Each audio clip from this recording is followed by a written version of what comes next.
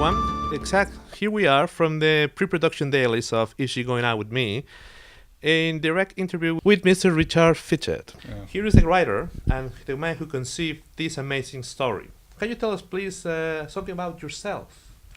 Right, okay, yeah. I've been writing for a few years now. I've had some plays on or pieces put on at festivals in London, done fairly well at times.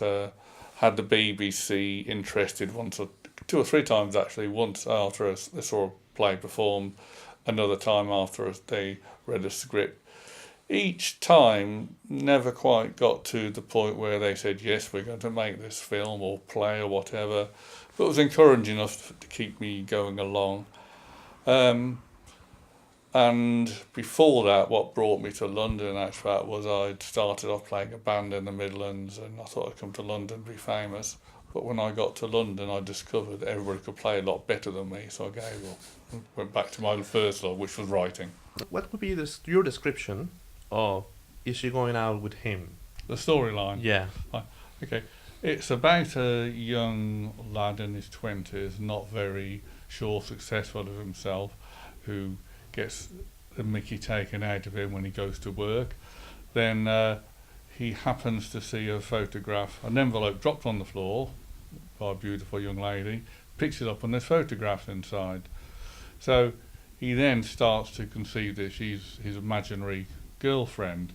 Nothing particularly sordid or anything like that, it's like an imaginary friend, and he uses this when he goes to his friends at work. He drops the photos in front of them and he's written on the back of the photographs messages to him from her.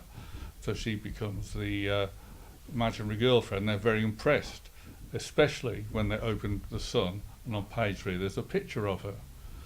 Now he started to tell the lie that she's his girlfriend. He has to keep the lie going, and the web of deceit grows until he's very unsure. The idea of this film came to you, to your mind?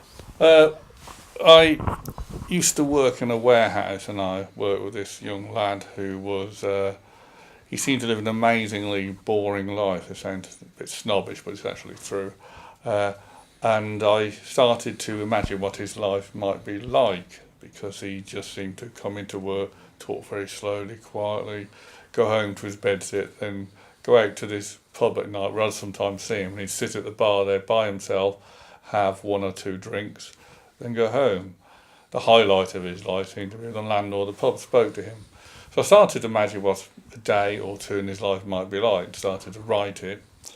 But then I started to bore myself with this sort of trivia of his getting nothing seemed to happen.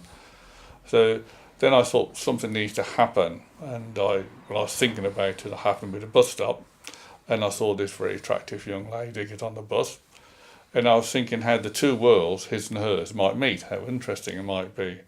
Then I thought if she dropped something and he picked it up, that might be the way to connect the two worlds, because it would be a world he would never normally meet, very attractive girls like this.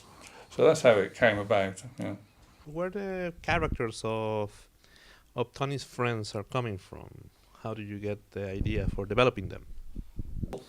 I wanted to set him in a world of warehouse or decorating or building, a men's world where men talk to each other, and men, when they're alone without women around, do talk differently, as we know.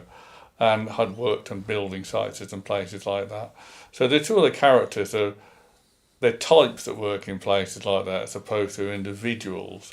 So it was really just having a male world there, the way our men talk. Well, that's really what came back, and that was from working on a building site. Please help us to make this film a reality by a small, or maybe not that small, donation toward our cause. This is Ernesto Tapia, the director, and hope to see you in the Oscars when we have this film done. See you around.